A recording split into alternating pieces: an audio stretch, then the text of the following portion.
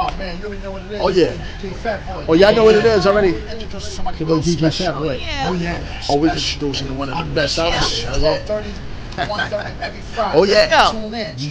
Stop what you're doing. Every Friday, 12:30 to 1:30. Let's go. Got your girl, Pressure Hicks. Pressure Hicks. Pressure Hicks. Oh yeah. Make sure y'all tune in every Friday, 12:30 to 1:30. Hicks. Oh yeah. You got your girl. So y'all tap in, tune in every Friday. Pressure Hicks in the building. Let's go. Stop what you're doing. She get real crazy with the news, personals, anything y'all want to talk about. So y'all tap into Pressure Hicks. Pressure Hicks. Pressure Hicks. Pressure Hicks.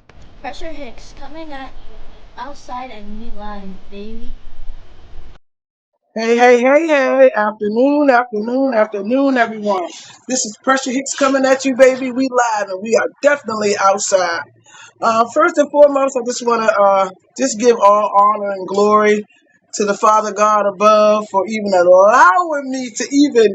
This is my second show. I've been trying to do this for a minute. This is supposed to be my fourth show. So I'm so overly excited because this is my second show and he has allowed me to be able to do my second show. And each show after this, and after this one, and after that one, we're going to wait on God. And I just want to say thank you. Today, guys, we're going to come in and we're going to talk about life after bariatric surgery. This is a real touchy subject for some and not so good of a subject for others because people have died from this operation. It's so many things that can happen with this operation, but people that don't know about this operation and they base their own opinions on what they see after the fact. If you don't know and you have not researched why people have to have this, don't base your opinion on what they look like after it's done. Because you don't know the struggle that they had to go through to do any of this. This is one of the most hardest things that I've ever had to do in my life. So many times I wanted to turn around and say, look, I don't want to do it no more. But it's not, once you start this, you have to finish it. You have to finish it. And today I bring on my sister, Johanna Lightfoot, you guys. And I want y'all to listen to her story. I'm going to come back with my story. But right now, I want y'all to listen to her story, and I want her to tell us how it all started with her, and why she had to have this surgery, and the things that has happened to her along the way with the surgery, the good, the bad, the ugly, and there's a lot of things that come with that. So somebody called me, y'all, in the middle. I'm so sorry. Can you tell us why you had to have this surgery? Well, originally, I always tried losing weight, and I would lose weight like maybe 10, maybe 20 pounds if I was lucky. And that was just it. I would stay at a standstill. So I'm like, oh my gosh, I get so frustrated. So Right. then I found out that it was my thyroid was the reason why I wasn't losing the weight because it had to be removed. So I was not able to lose the weight. So I was like, okay, had the thyroid removed. So of course you on the hormone supplements, to replace what you aren't getting from the thyroid being there. Still, weight loss was like 10, 20 pounds, maybe 25 if I was lucky. Still, I'm like, okay, so this really isn't making a big difference. So if anybody who knew me before knew the first thing you saw when you saw me, Tasha, what was it? Them boobs. Yeah. So it was just like, and of course that made me look even bigger than what I was. So I was just like, oh my gosh. So I got to do something. So, I met with my regular doctors from like the insurance through my work, and they was like, oh, well, I think if you lose like maybe 100 pounds, you'll feel better. I'm like, okay, well, I Yeah. know that. However, yeah, I'm like, but I'm trying. I'm like, it's not working, So they said, well, we need you to lose this. So I'm like, okay. So I'm a veteran. So I started going to the VA hospital, and so finally I start getting the help I need, and so I started doing like they have you do like Uh-huh. like meetings and groups for like your first year just to make sure you're ready. And so I'm like, okay, I'm determined because it's not about getting skinny because I was Exactly. comfortable being myself, however God wants Exactly. me to be. However, I wanted to be a healthier version of myself. So I'm like, okay, so I meet all these wonderful people who are on the same journey, and so I'm like, okay, I think I can do this. So I'm like, so finally, I get my first appointment. So they're like, okay, so we want to see how you do. So, um, for your first month, we want you to aim for losing 10 pounds. I'm like, oh my goodness, right? So I'm like, here we go again. So, but they weren't really worried about the weight loss. They just wanted to see if I could stick to the diet. So I'm like, okay, I'm gonna do what they asked me to do. So, I lost up 12 pounds. So I was like, okay. So I go back. Yeah. So at that point, they're like, okay, so we're gonna go ahead and work on scheduling you for your surgery. So of course, they don't give it to you like right Right. away because they still want to make sure that you're ready. So my surgery was scheduled for like maybe 6 or 7 months out past that date. So I'm like, okay. I'm like, so I'm putting it on my little calendar so I get like reminders like this is what you're working for. Of course, I still have my little cheat days. I eat in moderation what I want because I don't do diet, no sugar free. I don't do it like even after. So, but I'll talk about that in a minute. So Okay. finally, the day of Yes. surgery arrives. So Yes. I'm excited. So I'm taking pictures, and I post pictures after pictures. Cause I'm like, you know what, this is me. Take me or leave me, love me, whatever. And so I wake up from surgery and I'm like, okay, I'm feeling pretty good. They only keep you like on an overnight and then you get to come home. So I didn't Yes. realize how much your appetite changes, or not even your appetite, your taste buds. Stuff that like yeah. Right. So of Yes, they course the did. first week or two is like your liquid Yeah. diet, which is hell and torture, but it's Exactly. it's working. I'm like, look, just give me a piece of Yeah, bacon, I'll got you chew on it the up and way. spit it out just so I can get you know, right? So I did like the sugar free popsicles. Those were a lifesaver. Those and smoothies. The protein smoothies were a lifesaver. Okay. So my mom and my sister were like some of my biggest support along with other friends and stuff. And they started noticing that like I just wasn't myself. And so they were like, well, have you been eating? I'm like, oh yeah, I'm eating. And what I was yeah. So yeah. And so yeah, this is like probably about I'm skipping like maybe a couple months uh after surgery and I'm back at work. And so my mom's like, make sure you eat something. I'm like, okay, mom, okay. But at this point, nothing tastes good at all. Nothing. Nothing anything that I just didn't want it. I'm just like and you lose that feeling of being hungry. So your body might need that nutrition, but it's just like you're just like I'm not hungry, right? So I would pick stuff up, and like my mom had people at work watching me to make sure I was eating, and so they'd be like, "Are you eating?" I'm like, "Yeah, yeah, yeah," So then I like eat a little bit, and then next thing I know, nobody's looking, I'm throwing it in the trash, right? Like I said, my saving grace was me like making protein smoothies and stuff like that. So fast forward all that, I'm on a business trip in Virginia Beach, and I was down there with, I'm telling you, I was down there with three of the best coworkers ever because this is when the rabbit hole opened up, and I basically fell through it. Okay, so we were at like a conference, and it was basically because I work in direct support with intellectually and physically disabled adults. So of course, me being a caregiver, care support, or whatever. I know how to take care of people, but at this point, I'm not taking care of myself. So yeah, so they're coming. Yeah, so they're coming checking on me and like, you good? Because I was like, the first day I was cool. I was like, coming down like interacting, but it was just kind of like everything was a blur. So then, like, there was like a couple days I just didn't get out the bed. So they was like, they had to get housekeeping like to open the door for. They like, are you good? I'm like, yeah, I'm just tired. You know, well, come down and eat. Well, I'll get something sent up to the room. At this point, I wasn't bothered eating. I just like I drank. I would drink stuff which I think was like again was a saving grace. But I wasn't eat. I would not eat, and so I guess like around the last day of the trip, I like kind of turned it around a little bit, and I was like kind of like going through the motions, and I was pretty much an autopilot. So I don't know what possessed to let them let me drive home. So I'm driving us home from Virginia Beach. So we stop at Cracker Barrel. So I get food, and I still remember that I think it was like the chicken tenders and French fries. So I like kind of like cooked it, and brought the food back home. And so we got back to the main office, and so everybody said their goodbyes and stuff like that. And um, so I'm driving home. So my mom called. She's like, "Where are you at?" And I'm like, "What are you talking about? I'm on the way home." She's like, "Joe," she's like, "You got in town like over an hour ago, and you're not home yet."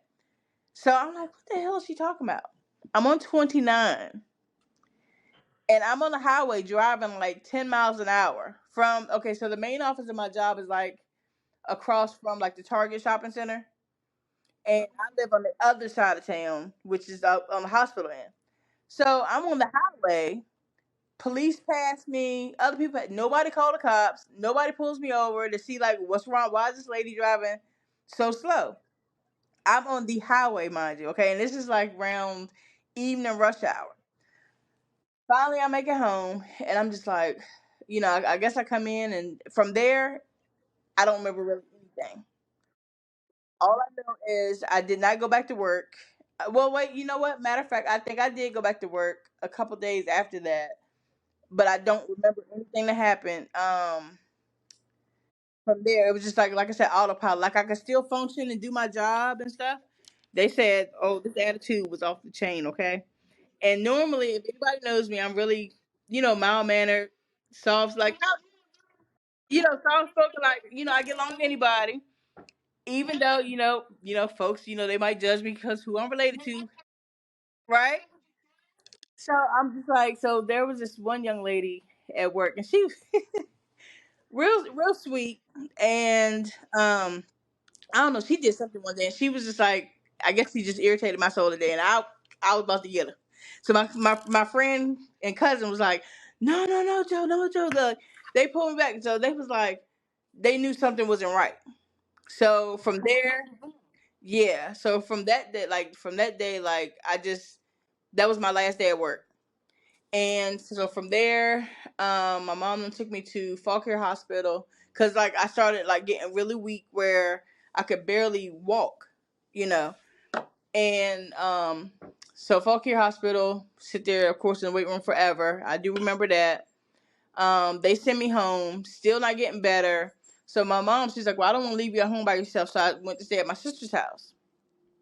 Kept deteriorating, so she tried to get the little ones to bring me food to see if I eat for them, and I wouldn't eat anything. Like I would still drink, but I would not eat anything. And so my mom's like, "No, this isn't good." So we went to UVA emergency room. Okay. And so UVA, um, they wound up admitting me to the hospital, and if I'm remembering correctly, my mom wrote all this stuff for me, but I can't remember where I put it at, which is part of what I'm going through with my recovery. Not remembering, I'll explain that in a little bit. Um, oh, oh, all of it because of the yes. So listen. Now, where are you? Where are you now? Are you good? Are you good? Because this is the thing. At this point on this live, I want to give Polo a chance to, to say something if he want to say something. But this is the thing. This is the thing. This is the thing that I want to do. I want to give him a chance to say something because we're gonna be on here till 1:30. But I want to give him a chance to base his opinion on some of the things that you said. And at the end of what he's saying, at the end, I want to be able for you. I want you to show the people what you look like. You got a picture of you when you were heavier? Okay, and then I want you to show them what you look like now because at the end of this demonstration, I'm going to show them what I'm about to do for myself for this whole surgery thing. So, Paula, if you got anything you want to say, go ahead and say it. Okay, Yes. two things. I'm very positive guy. Um, and like you just said, everybody's situation is different, right? And I'm not aiming at doctors. I think it's great when we have somebody there to help us with our health issues and our sicknesses and things like that. But I also know that doctors can't say sorry when they make a mistake. They can't. I mean, so it's things that you also have to know about your body. So after this Mm-hmm. operation, I know people that have a lot of complications that wasn't explained to them. So after this operation, it's not you can't go back, like you ladies just said. So now they got these complications for the rest of their life. That also play on your mental. It plays on your mental. So now you get mad at what? You get mad at everybody. You know, after his after his operation, he can't get hard no more. Respectfully, ladies, not being can't get hard no more. He on dialysis. It's so many things that happen after the operation. So when he goes talk to his doctor, and his doctor says Mm-hmm. things like everybody's situations is Yeah. different. He want to get closure. He don't want to hear that. He looking for closure. So now when he Mm-hmm. see another doctor and the doctor is this ain't supposed to happen either. He went to see another doctor and the doctor is telling him all the things that his first doctor shouldn't have did. Oh man. How do you feel? You know, and the thing is, it's like people say, "Do you regret having a surgery?" I'm like, "No, because it saved my life. It saved my life because Which I just said, certain tests you have to go through to even get approved for Yeah, this operation. yeah, Like certain things I have to go through. If certain things is going on in your life, you can't get this operation until y'all get yeah, these things corrected yeah, before you can move forward with the yeah. operation. That wasn't explained to him, and a lot of things that he went forward on, he didn't have the knowledge of. Exactly. See, that's what they So don't now understand. he's They mad don't at the understand. world, Some people have to have the surgery done. My biggest weight before I had this surgery done was 392 pounds. Is what I was. 392 pounds. And now I'm down to a whole 180 pounds.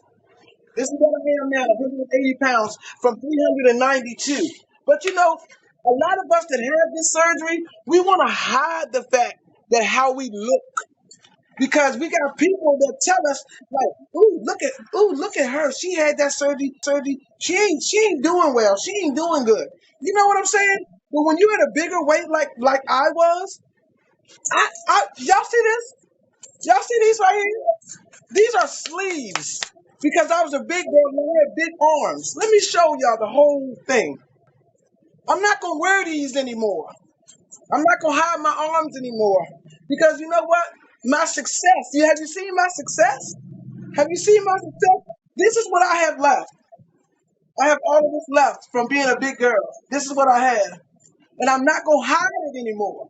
You know why I'm not gonna hide it anymore? Because I just got my paperwork, and my doctor is gonna give me the surgery so I can have all of this removed. That muscle right there, y'all see? You won't see this. So therefore, this is only part one of this. This is part one of this. We got to bring back part two because I know all of y'all are dying to see what that's going to look like when it's absolutely gone. But I got the paperwork on. But my thing is this: respect people like us because our body was in much worse condition before now. Before this, when you can't walk, when you can't bend over, tie your shoe, when you can barely wipe your own ass. You know what I'm saying? People don't understand that. They think this is an easy way out. This is no easy way out. This is not an easy way out. No, exactly, exactly. And like Pola was saying about the person that he knows, he's giving up on this. He don't want to do this anymore. But they tell you when they give you this, it's no turning back. Once you start this, you have to complete it. And I'm still on my journey. I'm still on my journey. And it's been 2 years and 4 months, and I'm still on my journey. My body doesn't look like this. This looks like this because I was a thicker upper body person. I had big old breasts, I had big old arms. I had all of that. I'm not ashamed of how I look. Yeah, I had everything was good. But this is still the journey. This is still my journey. My journey is just not over. I still got to complete this journey. I agreed to do this for myself. So I'm not going to go halfway. I'm going all the way with this thing. So now this is going to be a part two because I'm pretty sure that everybody out there that sees this is going to want to see what this looks like when it's done. I want to see what it looks like when it's done. That's what I want to see what it looks like when it's done. It affects relationships as well. Okay. But let me tell you something. I'm gonna say this. It removed somebody from my life that I am so well between that and my mama.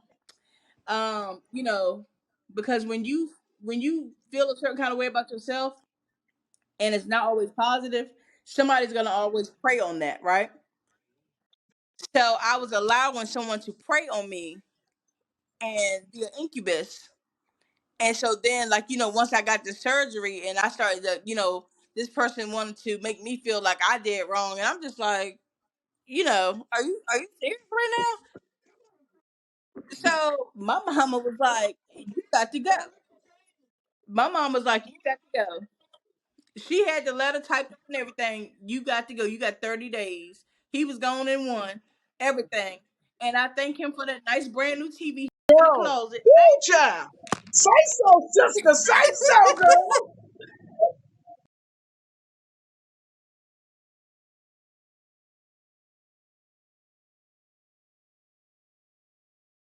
So, do you think that stuff like this could save your friend? I mean, if he could understand like from different aspects of this from different people, you think it'll give him another sense of trying to. Then, I tried to get him last week, let him know what Pressure Hicks was doing. He didn't care for it. He don't care about your story. And when he talked like that, I don't get mad at him no more. I used to get mad. I just said, I gotta leave it alone. I don't know if you guys mind about this. We live on a radio station, and we got people that's listening from all over the world. Questions came in. Um, I see that you know y'all got about 9 questions. I don't know if you guys want me to read it to you guys. I see that two is very negative. Um, I didn't go through everything, but I was wondering if it's okay if I can share the questions with you guys because they listen to your show. We got a young lady, Maureen. She's saying I'm sorry. She's saying she's going through the operation now. She's preparing to go through the operation now. What kind of? She says she's very nervous, and she didn't want it, but her family convinced her to go forward. So she's actually doing an operation for her family and not really her. Is that a good thing? Should I move forward in that direction for doing it for my family and not myself? She's not doing it. She's not doing it for her. She's doing it to satisfy her family. If her family really wanted her to be successful with the weight loss, okay, everybody join in and help me lose the weight. They're looking for it. They're looking up for an easy way out for her. They're looking for an easy way out for her, so they don't have to help her. If you get this surgery, then you can do the work on your own. But I'm not getting it for me. Y'all want me to have this. I don't feel that I have to have it. But y'all want me to have it instead. But y'all come exercise with me, do this with me, so therefore I don't have to have the surgery. It might not be a good thing for me. Y'all want me to have it, but it might not be a good thing for me to have. Help me. Yeah, yeah. So it might not be. Yeah, yeah. All right, guys. That completes our show. I want to thank Polo so very much. Johanna, baby, I love you. We're in the same city. We're gonna bump into each other even if it's our hour in Walmart. So just hold on for a little bit. I want to thank everybody, Polo, my girl Juju, my sugar wiggle wiggle. Thank y'all so much. Thank y'all so much. Thank y'all so much. This concludes our show for today. The pressure hits coming at you, baby. We live and we definitely outside. We're out. Oh man, you already know what it is. Oh, yeah. DJ Fat Boy. Oh, y'all know what it is already? Introduce somebody Little DJ special. Fat Boy. Yeah. Oh yeah. Oh, we introducing one of the best albums. Oh, yeah. 12:30, 1:30 every Friday. Oh, yeah. Go. Tune in. You Stop sure what you're gotta doing. stop what you're Every doing. Friday, 12:30 to 1:30. Let's go. That's your girl. That's your girls. Pressure Hicks. Pressure Hicks. Oh, yeah. Make sure y'all tune in every Friday. 12:30 to 1:30. Hicks. Oh yeah. You got your girls. So y'all tap in, tune in every Friday. Pressure Hicks in the building. Let's go. Love what you're doing. Shit get real crazy with the news, personals, anything y'all want to talk about. So y'all tap into Pressure Hicks. Pressure Hicks. Pressure Hicks. Pressure Hicks. Pressure Hicks coming at you outside and we live, baby.